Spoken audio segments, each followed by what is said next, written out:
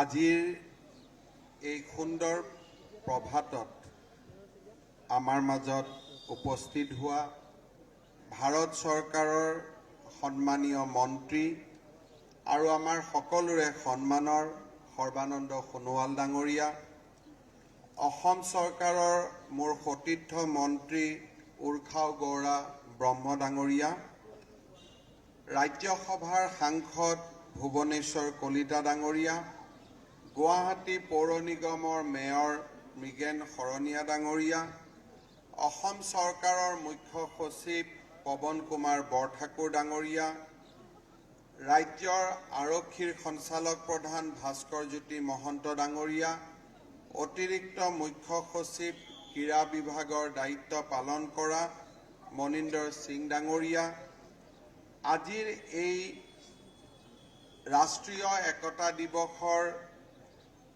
আমাৰ মাজত সমবেত হোৱা অসম চৰকাৰৰ উচ্চপদস্থ বিষয়াসকল, ভাৰতীয় সেনাবাহিনীৰ জোৱানসকল, ক্ৰীড়াবিদসকল, বিশিষ্ট নাগৰিকসকল, আমাৰ অংগনবাদী আশা কৰ্মীসকল, অধ্যাপক অধ্যাপিকা শিক্ষক শিক্ষয়িত্ৰীসকল, অসম আৰক্ষীৰ জোৱানসকল আৰু মোৰ অতিকে মৰমৰ ছাত্ৰ ছাত্ৰী বন্ধু বান্ধৱীসকল, চৰ্দাৰ বল্লভভাই পেটেলৰ আজি পবিত্ৰ জন্মতিথি, পবিত্ৰ জন্ম জয়ন্তী।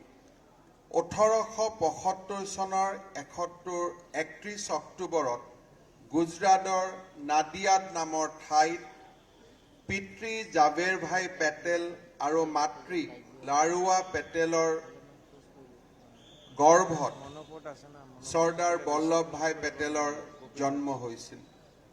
1913 চনত তেওঁ আইন পঢ়ি বিদেশৰ পৰা ভাৰতলৈ উভতি আহিছিল আৰু 1931 চনত তেখেতে ভাৰতীয় জাতীয় কংগ্ৰেছৰ সভাপতিৰ দায়িত্ব বহন কৰিছিল।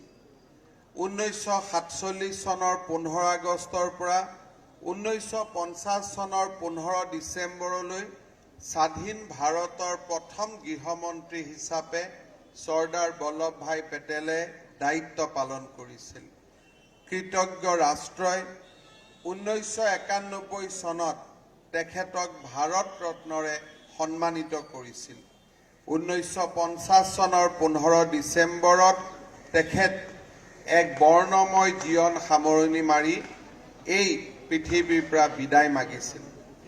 আধুনিক ভাৰতৰ অন্যতম ৰূপকাৰ ভাৰত ৰত্ন এইগৰাকী লৌহ মানৱ চৰ্দাৰ বল্লভভাই পেটেলৰ পবিত্ৰ জন্মদিনত মই অসম চৰকাৰ আৰু অসমবাসী ৰাইজৰ হৈ তেখেতক গভীৰ শ্ৰদ্ধাঞ্জলি জ্ঞাপন কৰিছোঁ। তেখেতৰ উপজা দিনটোত তেখেতৰ প্ৰতি শ্ৰদ্ধা জনাই আজি সমগ্ৰ ৰাষ্ট্ৰতে ৰাষ্ট্ৰীয় একতা দিৱস উদযাপন কৰা হৈছে। আমাৰ ৰাজ্যখনতো প্ৰতিখন জিলাৰ 100টাকৈ স্থানত একতা দৌৰৰ আয়োজনেৰে সমগ্ৰ ৰাজ্যখনত আজি সৰ্বমুঠ 3500টা স্থানত একতাৰ দৌৰ অনুষ্ঠিত কৰা হৈছে। ৰাষ্ট্ৰীয় একতাৰ হকে সমগ্ৰ জীৱন ত্যাগৰ মানসিকতাৰে সেৱা আগবঢ়াই যোৱা মহান স্বাধীনতা সংগ্ৰামী, দেশৰ প্ৰথম উপ প্ৰধানমন্ত্ৰী তথা প্ৰথমগৰাকী গৃহমন্ত্ৰী চৰ্দাৰ বল্লভভাই পেটেলৰ জন্ম দিৱসটো ভাৰত চৰকাৰে ৰাষ্ট্ৰীয় একতা দিৱস হিচাপে পালন কৰাৰ সিদ্ধান্ত গ্ৰহণ কৰিছিল। ৰাষ্ট্ৰীয় একতা, সমন্বয় আৰু দেশৰ নিৰাপত্তাৰ হকে এইগৰাকী মহান দেশপ্ৰেমীকে যোগাই যোৱা বৰঙণিৰ দ্বাৰা নতুন প্ৰজন্মই যাতে দেশ মাতৃক সেৱাৰ মানসিকতাৰে আগুৱাই লৈ যাব পাৰে, সেই উদ্দেশ্যৰে ভাৰত চৰকাৰে ৰাষ্ট্ৰীয় একতা দিৱসৰ আয়োজন কৰিছে। চৰ্দাৰ বল্লভভাই পেটেল এজন স্পষ্টবাদী, সততা সম্পন্ন আৰু প্ৰবল ব্যক্তিত্ব সম্পন্ন আত্মবিশ্বাসী ব্যক্তি আছিল। 1942 চনত ব্ৰিটিছ চৰকাৰৰ বিৰুদ্ধে সত্যাগ্ৰহত সফল নেতৃত্ব প্ৰদান কৰাৰ বাবে মহামানৱ মহাত্মা গান্ধীয়ে তেখেতক চৰ্দাৰ উপাধিৰে বিভূষিত কৰিছিল। চৰ্দাৰ বল্লভ ভাই পেটেল আছিল এজন অত্যন্ত সাহসী দেশনেতা। জটিল পৰিস্থিতিত তেখেতে উপযুক্ত সিদ্ধান্ত গ্ৰহণ কৰি সবল নেতৃত্ব গ্ৰহণ কৰিছিলে। অন্তৰ্বৰ্তীকালীন চৰকাৰৰ গৃহমন্ত্ৰী হিচাপে তেওঁ মুছলিম লীগক নিয়ন্ত্ৰণ কৰি আৰু সাম্প্ৰদায়িক বিদ্ৰোহত হস্তক্ষেপ কৰি দেশৰ আইন শৃংখলাৰ পৰিস্থিতি সেই সময়ত নিয়ন্ত্ৰণ কৰিছিল। উপ প্ৰধানমন্ত্ৰী হিচাপে ভাৰতবৰ্ষৰ বিভিন্ন প্ৰদেশত সেই সময়ত প্ৰচলিত ৰাজকীয় শাসন পদ্ধতি আৰু প্ৰদেশসমূহৰ অন্তৰ্গত ৰাজ্যসমূহ শৃংখলাবদ্ধ কৰি দেশৰ ভিতৰত এক ৰাষ্ট্ৰ এক শাসন পদ্ধতিৰ প্ৰয়োগ কৰি তেখেতে সুদক্ষ প্ৰশাসক হিচাপে পৰিচয় দিছিল। আনকি ৰজাৰ শাসনত প্ৰচলিত হায়দৰাবাদ, নিজাম আৰু জুনাগড় নামৰ ৰাজ্য দুখনৰ ক্ষেত্ৰত পুলিচ প্ৰশাসনৰ ক্ষেত্ৰত সহযোগ কৰি শান্তিপূৰ্ণ পৰিস্থিতি নিয়ন্ত্ৰণ কৰি এই ৰাজ্যকেইখনক তেখেতে দেশৰ গণতান্ত্ৰিক ব্যৱস্থাৰ অন্তৰ্ভুক্ত কৰিছিল। হায়দৰাবাদত ৰাজাকাৰৰ বিৰুদ্ধে তেখেতে যুদ্ধ কৰি ৰাজাকাৰক দমন কৰি সেই সময়ৰ হায়দৰাবাদক আমাৰ দেশৰ লগত তেখেতে বিলীন কৰিছিলে। ভাৰতবৰ্ষৰ সকলো ৰাজ্যক এক শাসনৰ অধীনলৈ অনাৰ বাবে তেখেতে লোৱা প্ৰচেষ্টাৰ ফলতে আজি আমি এখন শক্তিশালী ভাৰতবৰ্ষ পাবলৈ সক্ষম হলো। এই সফলতাৰ বাবে তেখেতক ভাৰতৰ কৃতজ্ঞ জনসাধাৰণে লৌহ মানৱ হিচাপে অভিহিত কৰিছিল। ভাৰতৰ শেষৰগৰাকী ভাইচৰয় লৰ্ড মাউণ্টবেটেনে গৃহমন্ত্ৰী হিচাপে দেখুওৱা কামৰ বাবে চৰ্দাৰ পেটেলক ভূয়সী প্ৰশংসা কৰি কৈছিল, ৰাজ্যৰ পুনৰ গঠন প্ৰক্ৰিয়াত ৰাজ্যসমূহক সন্মান আৰু গুৰুত্ব দি ৰাষ্ট্ৰ নেতা এজনে দেশে সন্মুখীন হোৱা এটা জটিল সমস্যা অতি দক্ষতাৰে সমাধান কৰিলে। চৰ্দাৰ বল্লভ ভাই পেটেল ভাৰতৰ স্বাধীনতা আন্দোলনত আমাক সন্মুখৰ পৰা নেতৃত্ব দিছিল। আহমেদাবাদৰ প্লেগ মহামাৰী হোৱাৰ সময়ত তেওঁ মানৱ সেৱাত ব্ৰতী হয়। দৰিদ্ৰ জনসাধাৰণৰ প্ৰতি তেখেতে আগবঢ়োৱা সেৱাত মহামানৱ মহাত্মা গান্ধী মুগ্ধ হৈ পৰিছিল।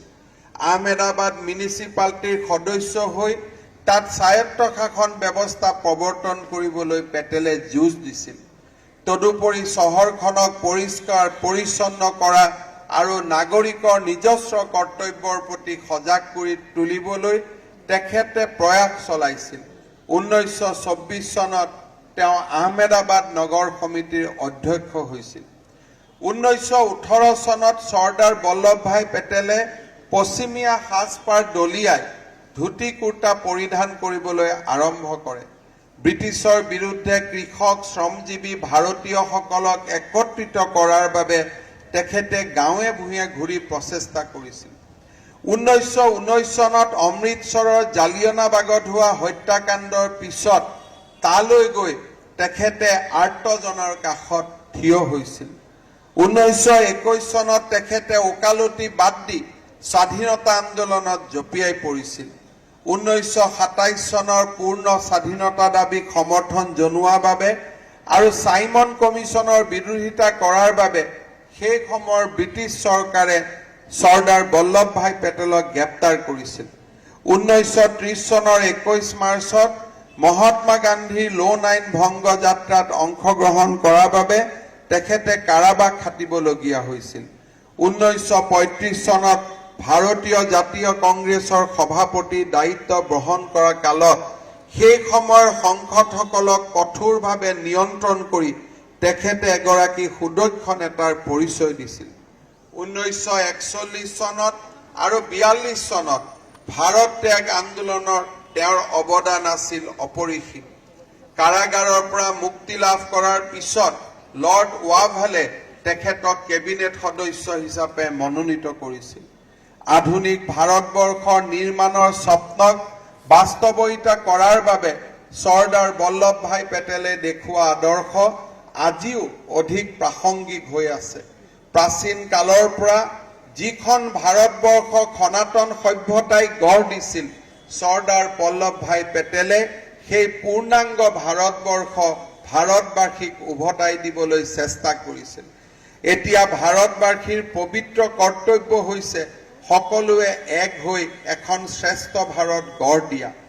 একতাৰ বাবে দৌৰ হৈছে চৰ্দাৰ পেটেলৰ প্ৰতি উপযুক্ত শ্ৰদ্ধাঞ্জলি। মুক্তিযোদ্ধা চৰ্দাৰ বল্লভভাই পেটেল আছিল স্বদেশ প্ৰেম, ৰাষ্ট্ৰীয়তাবাদ আৰু জনসেৱাৰ মূৰ্ত প্ৰতীক। আধুনিক, শক্তিশালী আৰু আত্মনিৰ্ভৰশীল ভাৰতবৰ্ষ গঢ়াৰ বাবে তেখেতে দেখুৱাই গৈছিল এক গতিশীল পথ। আজি আমি আমাৰ ৰাষ্ট্ৰই স্বাধীনতাৰ ৭৫টা দিৱস পালন কৰিছে।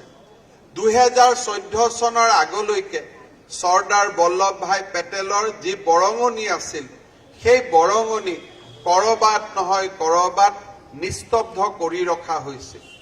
আজি ২০১৪ চনৰ পৰা প্ৰধানমন্ত্ৰী নৰেন্দ্ৰ মোদী ডাঙৰীয়াৰ নিৰলস প্ৰচেষ্টাত চৰ্দাৰ বল্লভভাই পেটেলে তেওঁৰ ঐতিহাসিক স্থান ঘূৰাই পাবলৈ সক্ষম হৈছে। আজি কৃতজ্ঞ ৰাষ্ট্ৰই চৰ্দাৰ বল্লভভাই পেটেলৰ প্ৰতি আমাৰ কৃতজ্ঞতা আগবঢ়াইছে। গুজৰাটত চৰ্দাৰ বল্লভভাই পেটেলৰ যি প্ৰতিমূৰ্তি নিৰ্মাণ হৈছে, সেয়া হৈছে পৃথিৱীৰ ভিতৰতে আটাইতকৈ ডাঙৰ সুউচ্চ প্ৰতিমা।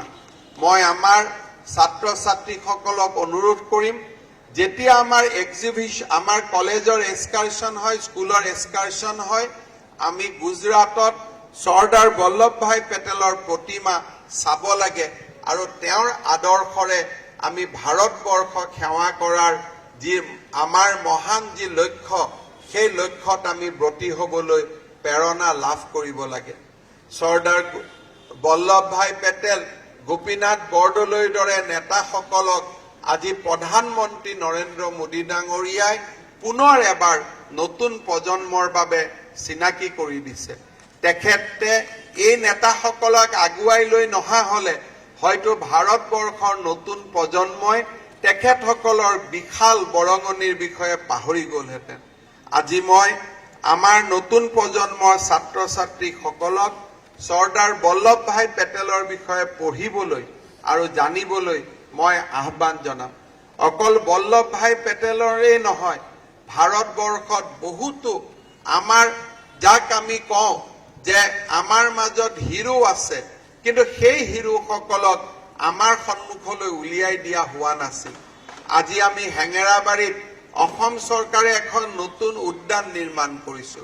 সেই উদ্যানত আমি উত্তৰ পূৰ্বৰ ৭জন জনজাতি স্বাধীনতা সংগ্ৰামৰ দোকমোকালিত ব্ৰিটিছৰ বিৰুদ্ধে যুঁজ কৰা ৰাণী গাইডালু, ইউ টিৰোত সিঙৰ প্ৰতিমূৰ্তি স্থাপন কৰিছো। কিন্তু ২০১৪ৰ আগতে ভাৰতবৰ্ষৰ এইসকল বীৰক জনতাৰ সন্মুখলৈ অনোৱাই হোৱা নাছিল। কৰবাত নহয় কৰবাত স্বাধীনতা সংগ্ৰামক মাত্ৰ এটা পৰিয়ালৰ বৰঙণিৰ মাজত আবদ্ধ কৰি ৰখা হৈছিল। আজি ভাৰতবৰ্ষৰ জনসাধাৰণে সেই পৰিধি ভাঙি এক ৰাষ্ট্ৰ শ্ৰেষ্ঠ, আমাৰ এক ভাৰত শ্ৰেষ্ঠ ভাৰত নিৰ্মাণৰ কামত ব্ৰতী হৈছে। মই অসমৰ প্ৰত্যেকগৰাকী জনসাধাৰণক আজি ৰাষ্ট্ৰীয় একতা দিৱসৰ অভিনন্দন জনাইছো। আমাৰ ৩৫খন জিলাৰ ৩৫০০ স্থানত যিসকল ছাত্ৰ ছাত্ৰী, যুৱক যুৱতী, জনসাধাৰণ একত্ৰিত হৈ এই ৰাষ্ট্ৰীয় একতা দৌৰত ভাগ লৈছে, তেখেতসকলক মই অভিনন্দন জনাইছো। শ্ৰদ্ধাৰ ৰাইজ, আজি আমাৰ ভাৰতৰ ৰাইজে ছট পূজা পালন কৰিছে। আজি ৰাতিপুৱা মই ঘাটলৈ গৈছিলো। সকলো জাতি জনগোষ্ঠীৰ লোকে ছট পূজাত অংশগ্ৰহণ কৰিছে। ই আমাৰ প্ৰত্যেকৰ উৎসৱত, ইজনে সিজনৰ উৎসৱত যোগদান কৰি আজি আমি একতাৰ এটা মহান সংস্কৃতি এই অসম আৰু ভাৰতবৰ্ষত নিৰ্মাণ কৰিছো। মই সকলোকে পুনৰবাৰ অভিনন্দন জনাইছো আৰু ছট পূজাৰ বাবেও আমাৰ সমগ্ৰ ৰাইজক অভিনন্দন জনাইছো। মই পুনৰ এবাৰ আপোনালোকক ধন্যবাদ জনাইছো। আজি আমাৰ বাবে অতি আনন্দৰ দিন যে অসমৰ প্ৰাক্তন মুখ্যমন্ত্ৰী আৰু কেন্দ্ৰীয় মন্ত্ৰী সৰ্বানন্দ সোণোৱাল ডাঙৰীয়াৰ উপজা দিন মই সকলোকে এটা হাত তালিৰে তেখেতক উপজা দিনৰ অভিনন্দন জনাবলৈ অনুৰোধ কৰিছো। পুনৰ এবাৰ আপোনালোক সকলোকে ধন্যবাদ আৰু অভিনন্দন জনাই মই মোৰ বক্তব্যৰ সামৰণি মাৰিছো। এতিয়া মোৰ লগত আপোনালোকে ৰাষ্ট্ৰীয় একতা দিৱসৰ এটা শপত বাক্য পাঠ কৰিব লাগিব। মই সকলোকে থিয় হৈ এই শপত বাক্য পাঠ কৰিবলৈ অনুৰোধ জনাম। মই পাঠ কৰি গৈছো, আপোনালোকে মোৰ লগত পালন কৰিব। মই সত্যনিষ্ঠাৰে শপত খাই কওঁ যে মই ৰাষ্ট্ৰৰ একতা অখণ্ডতা আৰু সুৰক্ষাৰ কাৰণে নিজকে সমৰ্পণ কৰিম আৰু দেশবাসীৰ মাজত এই বাৰ্তা প্ৰচাৰ কৰিবলৈ যত্ন কৰিম। মই এই শপত মোৰ নিজৰ দেশৰ প্ৰতি থকা আত্মীয়তাৰ মনোভাৱেৰে লৈছো। যি ভাৱনা চৰ্দাৰ বল্লভভাই পেটেলদেৱৰ দূৰদৰ্শিতা আৰু কাৰ্যৰ মাজত প্ৰতিফলিত হৈছিল, মই নিজৰ দেশৰ আভ্যন্তৰীণ সুৰক্ষা সুনিশ্চিত কৰাৰ নিমিত্তে আত্মনিয়োগ কৰিবলৈ সত্যনিষ্ঠাৰে সংকল্প গ্ৰহণ কৰিলো। ধন্যবাদ। জয় হিন্দ। ভাৰত মাতা কি জয়।